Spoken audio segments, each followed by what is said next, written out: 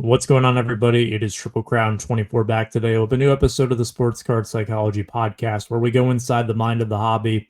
It's time to talk about the National. Who doesn't love talking about the National? Hopefully you're not sick of hearing about it already. But with the show fast approaching, we're only a few weeks out. I'm sure there are a lot of people who are bringing cards to sell at this year's show. That is my target audience for this specific podcast. It's going to be, I guess, a cautionary tale of if you are looking to sell your cards this year. I want to tell you some of what I have been hearing for really the past 6 months or so. Again, this is just my own experiences. This is all my own perception, things that I have been hearing, gathering information from conversations had with me, conversations that I've heard amongst other people. But I think it's important to bring it to the table today and talk about it. I want to set the tone, I guess, with what is normal for selling at a national. You will, of course, see dealers that have their big buying signs there, like you would at pretty much any show.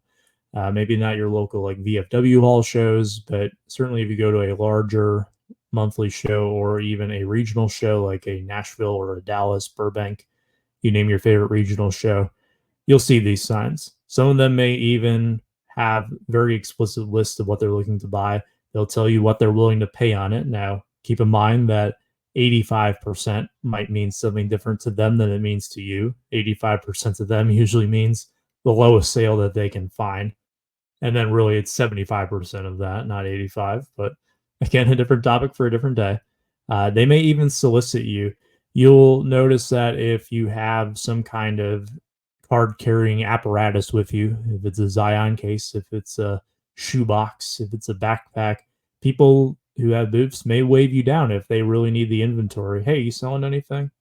There are some people there who are at certain points in the show primarily focused on selling or buying cards, rather, as a matter of fact. Specifically the repackers out there. We know of companies like Hit Parade, for example. They are usually set up at the National. You'll definitely see some more other than them, but that's kind of one of your larger, I guess, corporate presences, if you will, in terms of repackers, where they have whole buying stations set up for people to come sell them cards. Of course, they're offering their repack products there. They are there to present their brand, advertise their brand. There's a lot of buying that goes on, though. Hit Parade is going to be very busy. In fact, we'll talk about that a little bit later on. You can kind of see that I hint at it there in the slideshow presentation. Something to keep in mind, though, that you'll see that. There's also repackers there who can't get a table. I think especially more so this year than the previous iteration of the show in Chicago from 2023 because of the new ownership group kind of cracking down on a lot of the subletting of table spaces to people. I think a lot of these repackers who maybe have been able to put a foot in the door and get a corner of someone's table, now that they no longer have that space, they may be soliciting people on the show floor.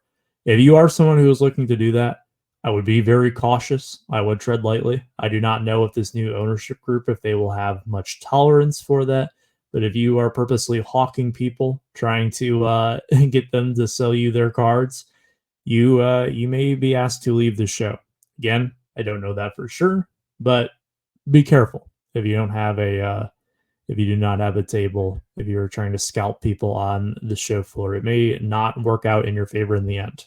Just a forewarning, don't blame the messenger here. When is going to be your best time to sell? That is a loaded question. I'll tell you that when a dealer has a lot of people at their table, it's probably not the best time to bust out your Zion case, plop it down on the showcases, and just open it up and have at it, especially if you don't have anything priced, especially if you don't know what you want for your cards. It's usually not the best time to do it. In fact, you should be asking permission before you set your cards anywhere. In fact, if there is a space that doesn't have a showcase where you're not going to block the view of cards from potential customers, that's where you want to set your box, case, whatever you're using to carry your cards around. That's where you want to put it.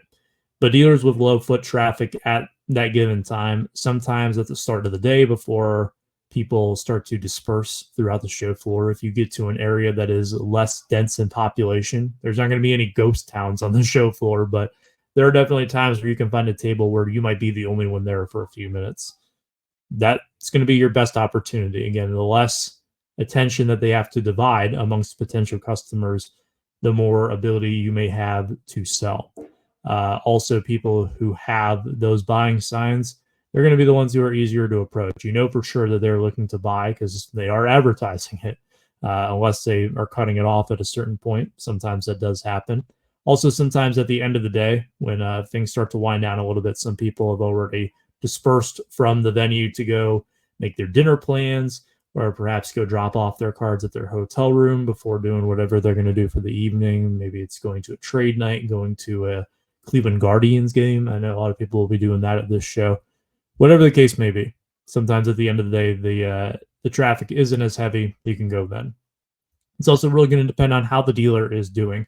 There is this old adage that you can always buy your way out of a bad show, but the National is a little bit more tricky than that. There is so much overhead costs that goes into setting up there, not just the table fees, but everything else that goes into it, that buying your way out of a bad show at the National means that you might have to spend a lot of money. I don't know if every dealer has that kind of purchasing power, especially if they haven't been able to move through enough of their inventory.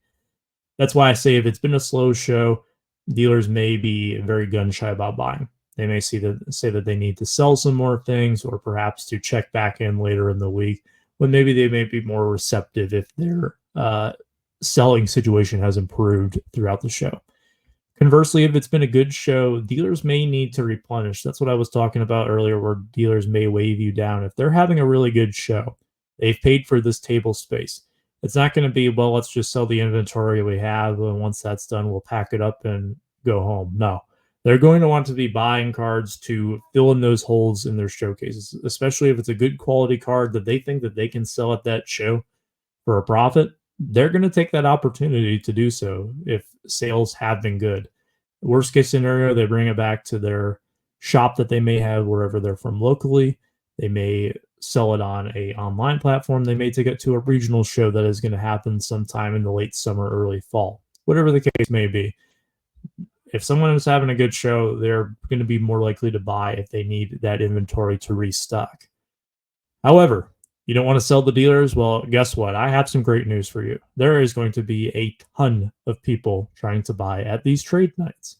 You'll see a lot of the repackers probably working their magic there rather than at the show floor, especially some of the smaller time guys who maybe don't have as much of a foot in the door, so to speak, to be able to set up a space and get cards for the repacks.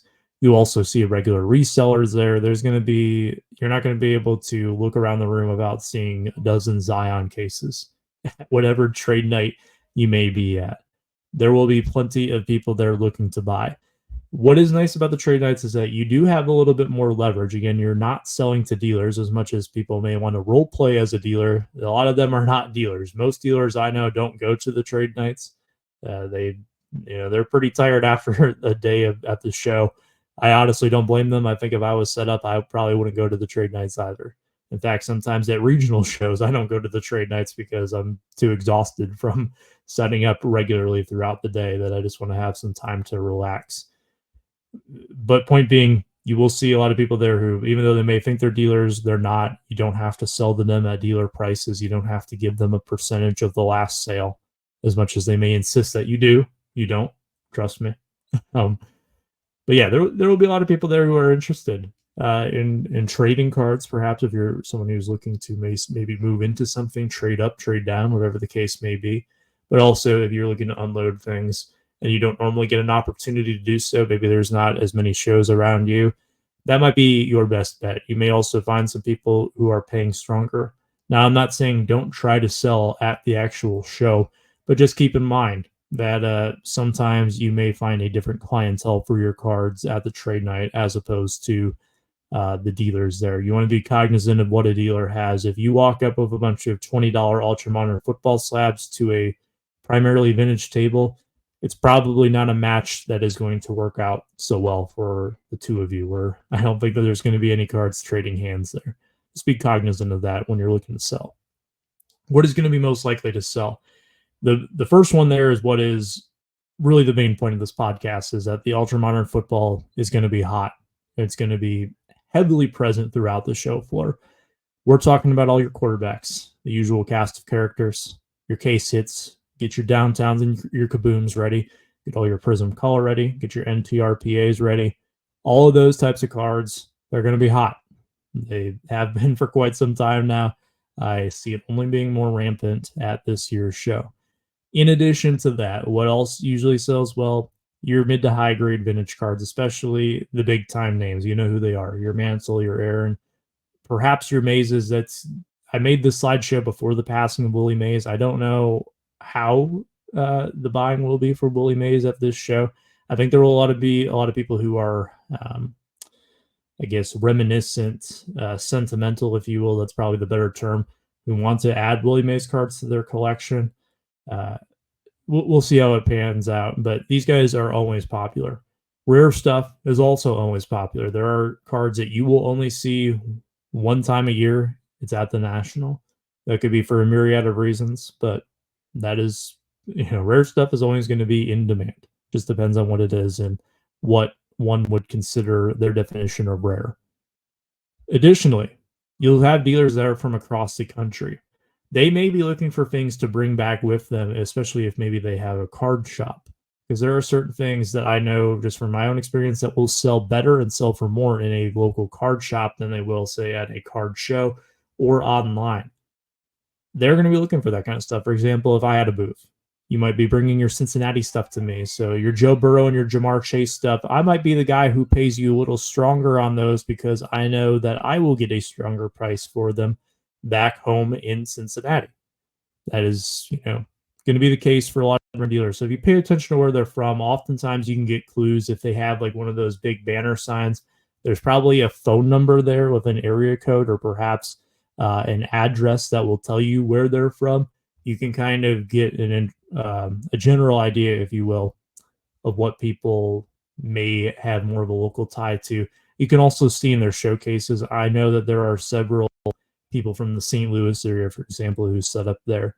They have a ton of Yachty Molina stuff. They have a ton of Pujols stuff.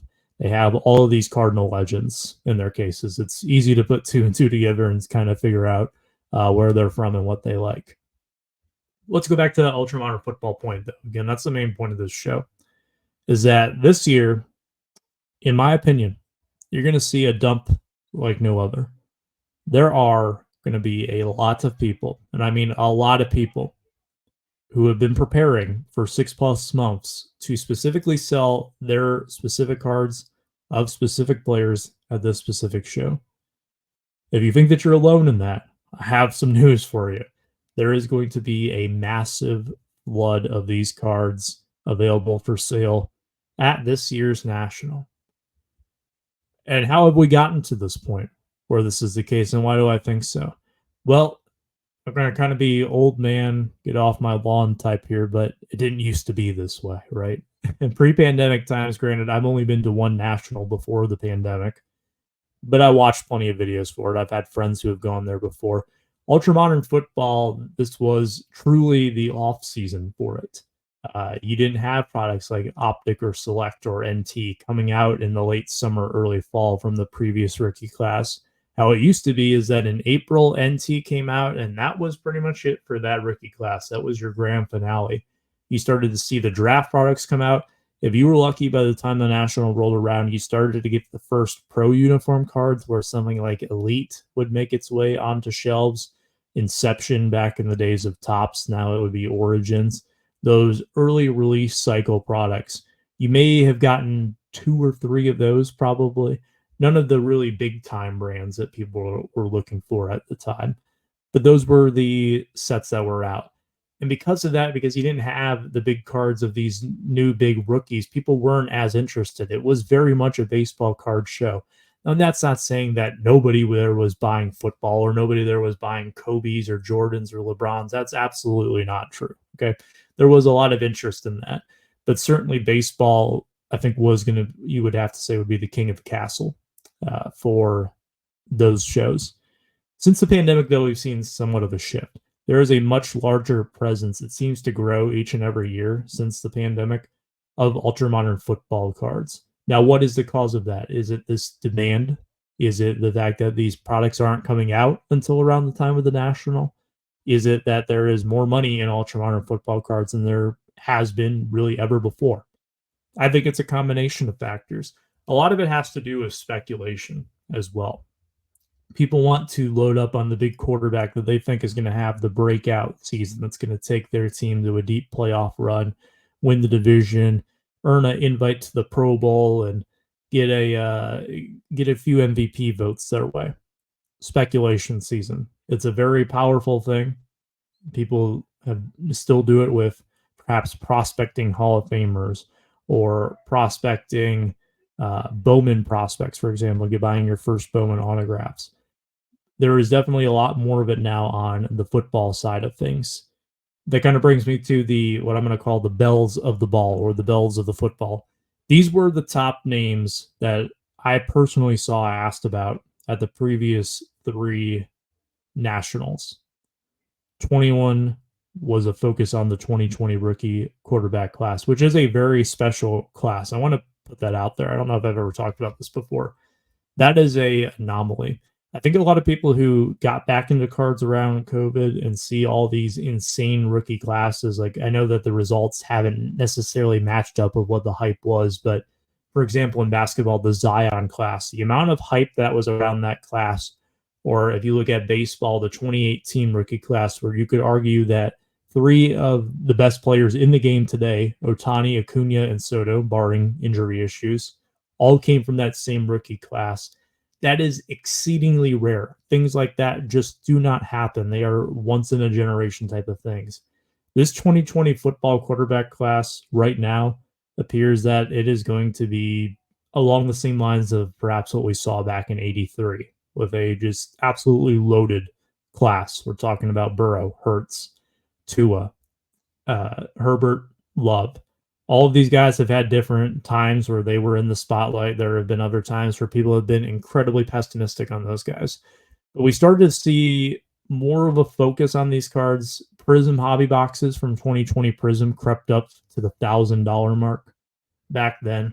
There was more interest in quarterbacks than I had really ever seen before with that 2020 class. That was what started to turn the tide. In 22, it went to the next level with prospecting. Again, these were the 4 names. I don't have any empirical data that I'm going to associate with this. This just comes from my own experience selling cards, being asked about these guys, seeing what people were buying, paying attention to what people were asking for. These were the 4 names in Atlantic City for the 2022 National.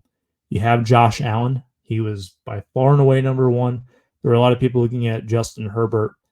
Then you have 2 guys with Lance and Jones. This is particularly interesting because I think that there is a pretty clear divide between the first 2 guys and the second 2 guys, which then plays itself out again at last year's show. It was Trevor Lawrence by far and away number 1. I would say that Joe Burrow was probably number 2 last year. Then you have a guy like Sam Howell and a guy like Desmond Ridder. What you'll kind of notice there is that those last 2 guys, there is a much smaller cost of entry. Your price to get into the prospecting game is a lot less steep than it would be buying up the Allen and Herbert cards if you were someone who was looking at Trey Lance stuff. Now, were these cards cheap? Absolutely not. They were not cheap by any means. But to get perhaps, say, if we want to compare a National Treasures RPA or a Prism Auto of Josh Allen versus a Prism Auto of Trey Lance, you could get into the Trey Lance for much less, and understandably so, since he was a unproven commodity at the time and really still is to this point.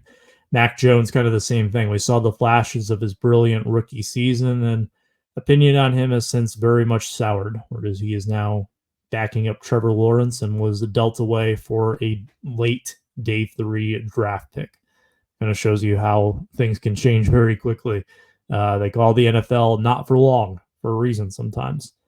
Look at last year. Lawrence and Burrow both dealt with injury issues last year. Both their teams ended up actually missing the postseason when both were talked about as candidates to potentially dethrone Patrick Mahomes as the AFC representative in the Super Bowl. But again, these guys like Sam Howell and Desmond Ridder, who kind of found themselves in starting jobs. They weren't necessarily drafted to be the heir apparent to whoever the incumbent quarterback was at the time in their respective quarterback rooms. They kind of were presented an opportunity and given a chance to run with it. Neither of them really succeeded. They were both traded away this offseason.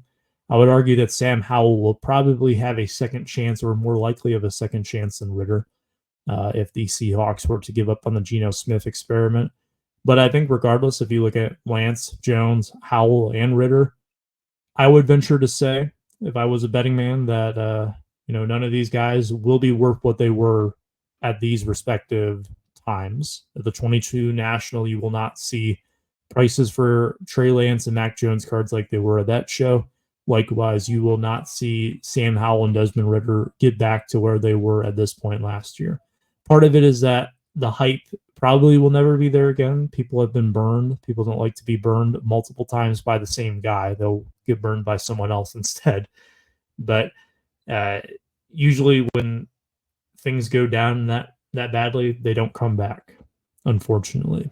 In a lot of cases, some of these guys like Sam Howell, he may revive his career in Seattle, but I don't think you'll ever see him get back to where he was at this point last year in terms of his pricing.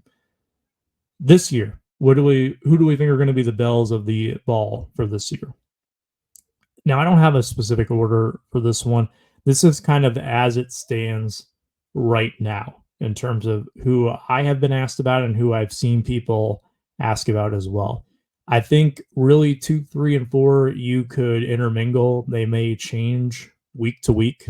Richardson, by far and away, is numero uno on this list. He has been the guy who people have been speculating about really since he got hurt last year. I think a lot of it has to do with the lack of autographs for his contemporaries in that class. You don't have Panini autos really of Bryce Young, CJ Stroud, or Will Levis. For that reason, Richardson is kind of your big hit in terms of seeking out the autographs in a lot of these products out there. That has kind of put him in a very unique situation, whereas perhaps there wouldn't be as much attention on him if there was more competition from the other rookie quarterbacks in terms of market share of what their autograph prices would command and how much of that would derive itself from the market share of what people are putting into Anthony Richardson autographs.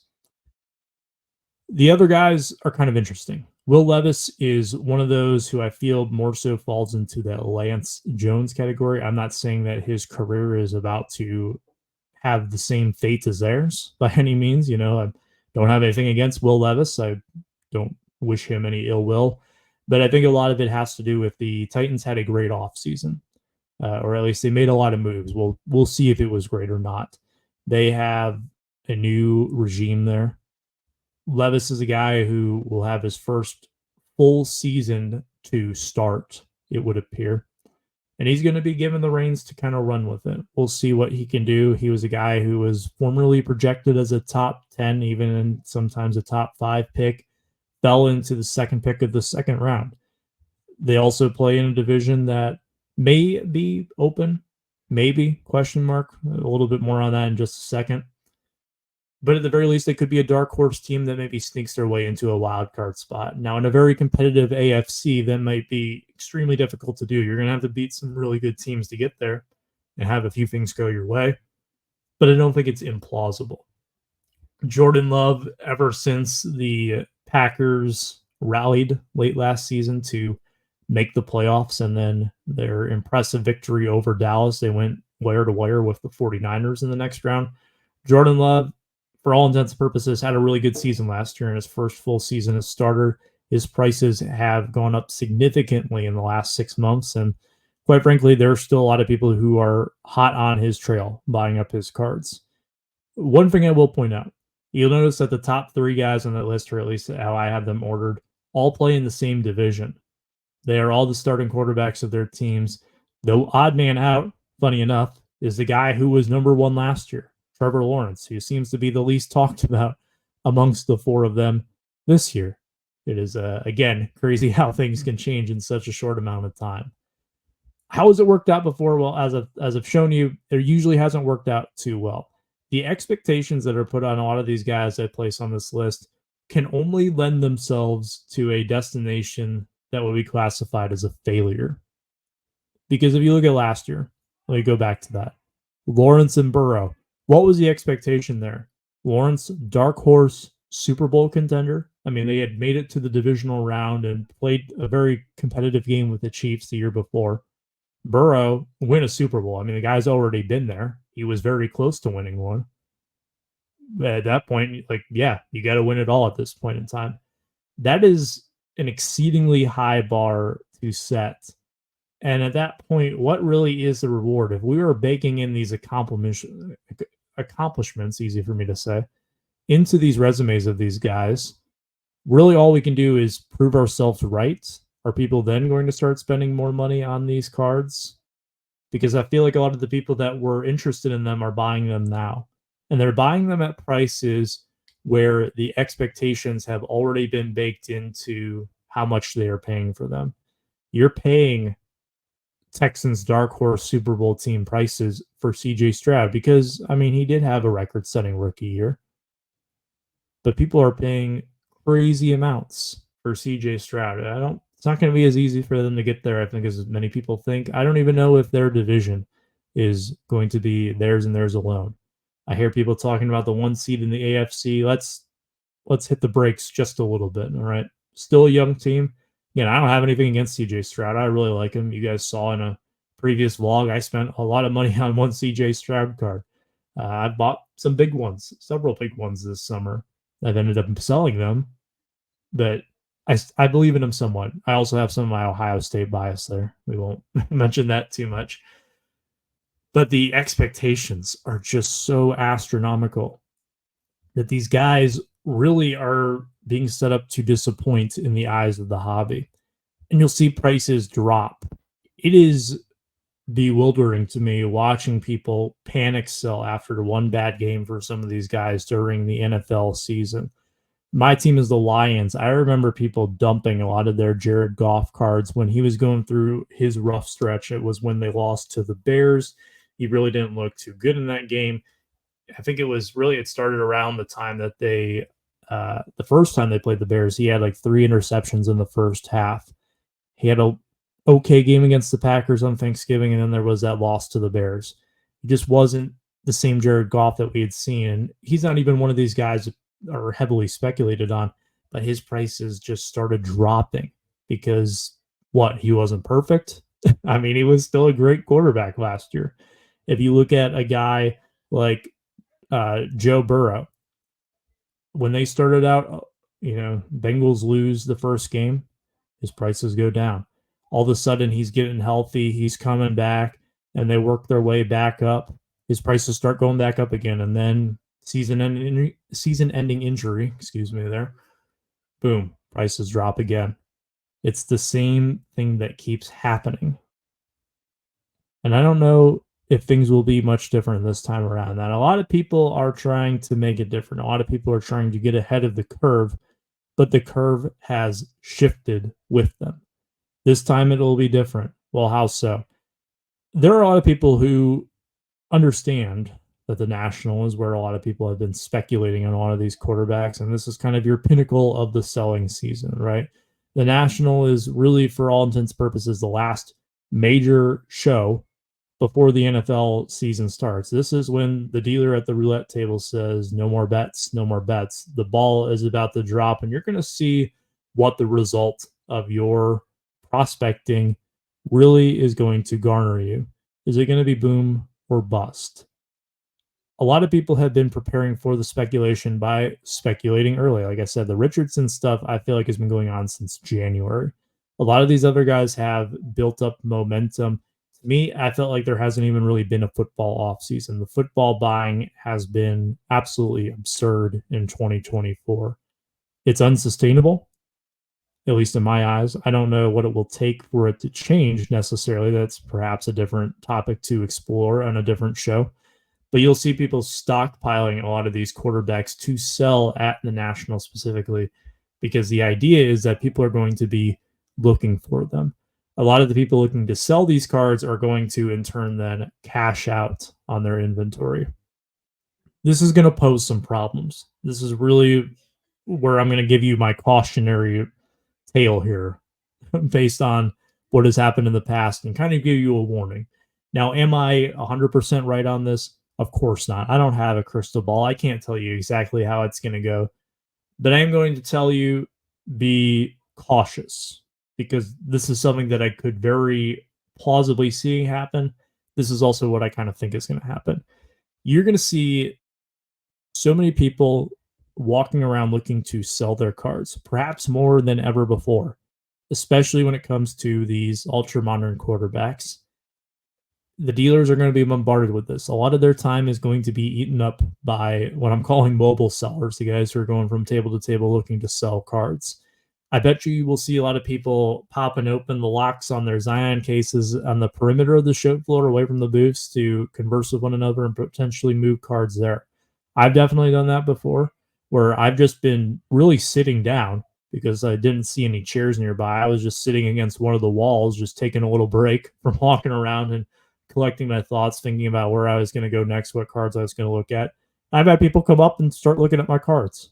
It wasn't my intention, but hey, sometimes it happens, or you just want to chit chat with someone that you meet. Maybe it's a friend that you're kind of regrouping with. Hey, what'd you pick up? Hey, what'd you see today so far? Type of thing. Or even sometimes you make a brand new friend, just start talking about cards. I've had both things happen several times. You are going to have a lot of people, though, who are selling a lot of the same players. Everybody's going to have Anthony Richardson. Everybody's going to have CJ Stroud. Everybody's going to have Will Levis. Now, maybe not everybody has those specific guys, but there's going to be plenty of them there, is my point. You know, some guy might have gone all in on Richardson. It's not like they're going to have a equal amount of each distributed. No, that's not what I'm getting at there. But there may be an issue where this seems absolutely ridiculous to say, but hear me out. There's not enough buyers in the room, not enough cash in the room. You have more people there who, yes, of course, they brought cash to spend, but they have more that they are trying to get out of their cards than cash they are trying to put into the cards that they brought with them. That to me poses an issue. You may also see a stalemate, whereas if the complaints about dealer prices being high, which in a lot of cases they're going to be, spoiler alert, you know, you can get deals at the National. Don't think that you can't, but a lot of people are going to be high on their stuff. If the buyers are refusing to pay those prices, they may be looking to buy cards at the trade nights instead.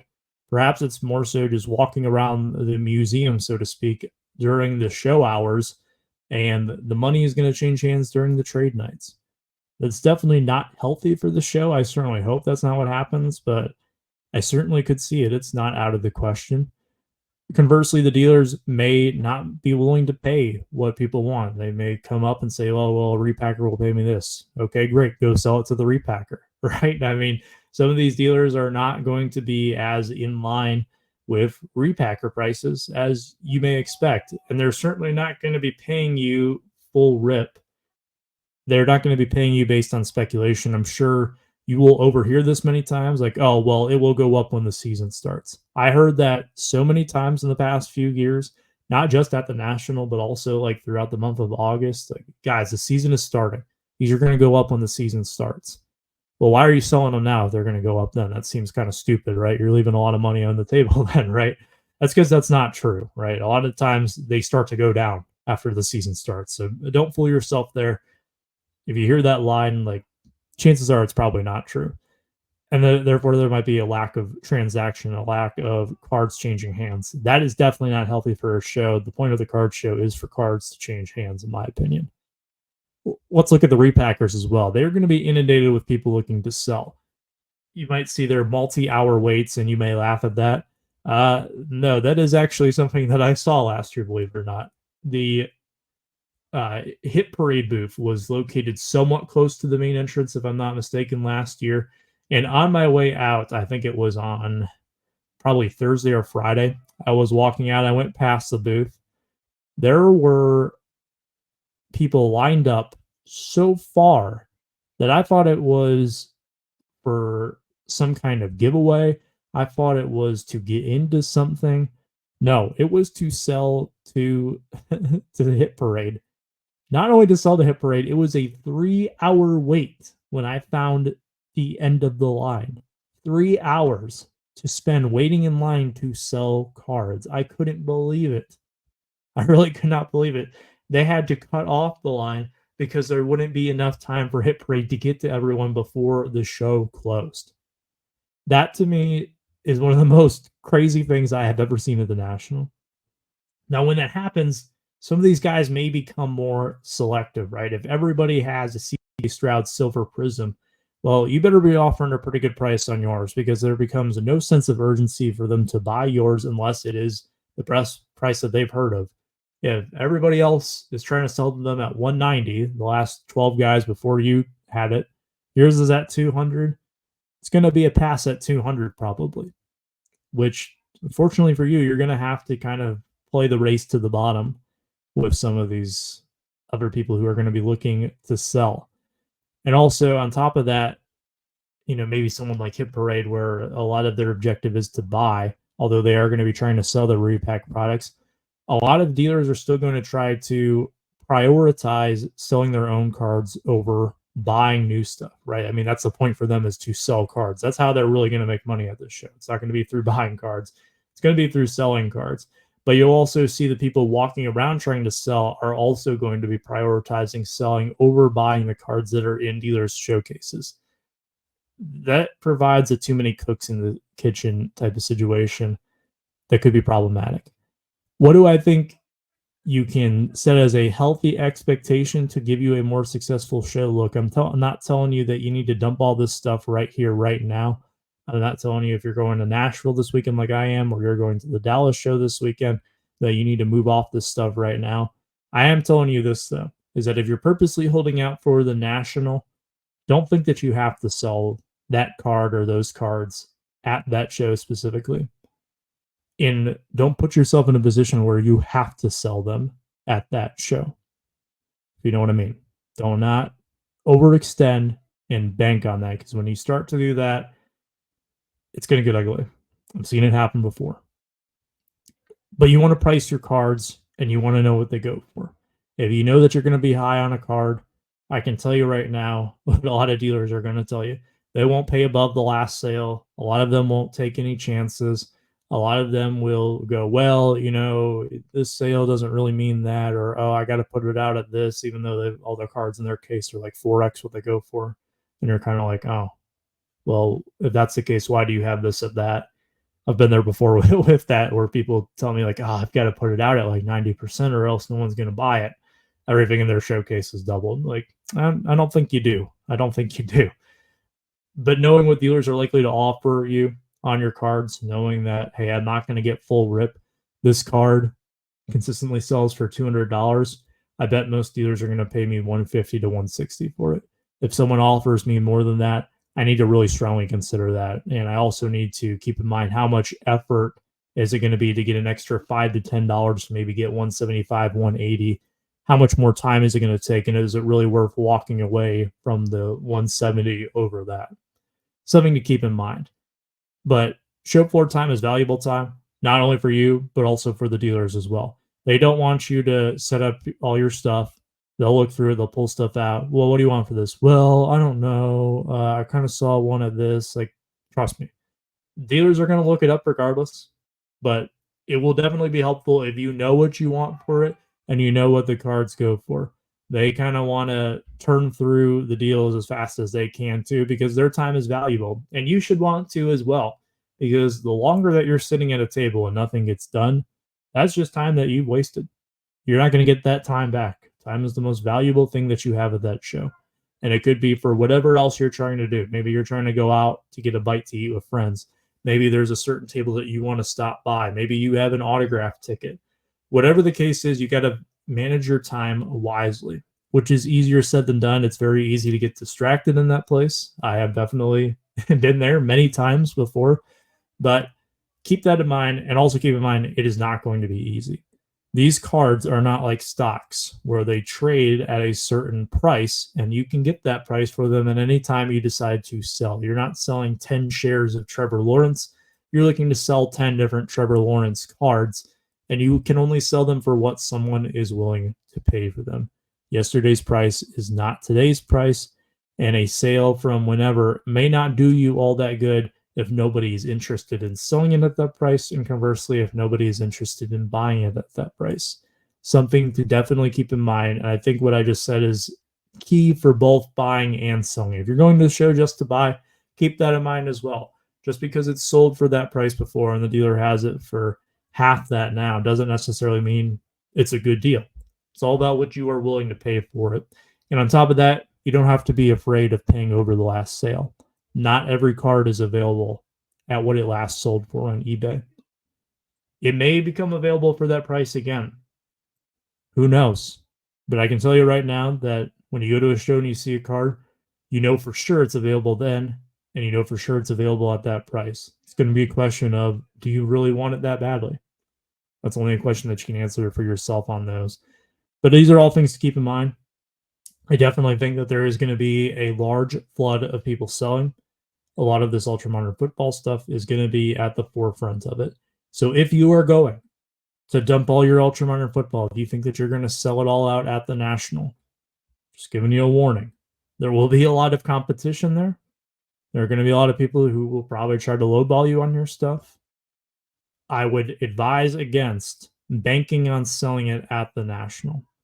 You certainly might, and I wish you all the best of luck if you are doing so. I hope you get your number on this stuff. But if you are exclusively counting on that, take into consideration what I've said over the last 40 minutes. And with that said, I'd love to hear your thoughts on this down below. If you're listening on YouTube, let me know what you think ahead of the show. Do you think that I am correct in my assessment? Do you think that we're going to see this flood of ultra football changing hands or attempting to change hands at this show? Or am I full of it? Is it going to be smooth sailing at this show? I'd love to hear what other people are thinking about this topic, or perhaps I put it in your mind for the first time. What's your gut reaction to it? Thank you so much for listening to today's podcast episode. I'll be sure to see you soon with some more content. Take care, stay safe, and be kind.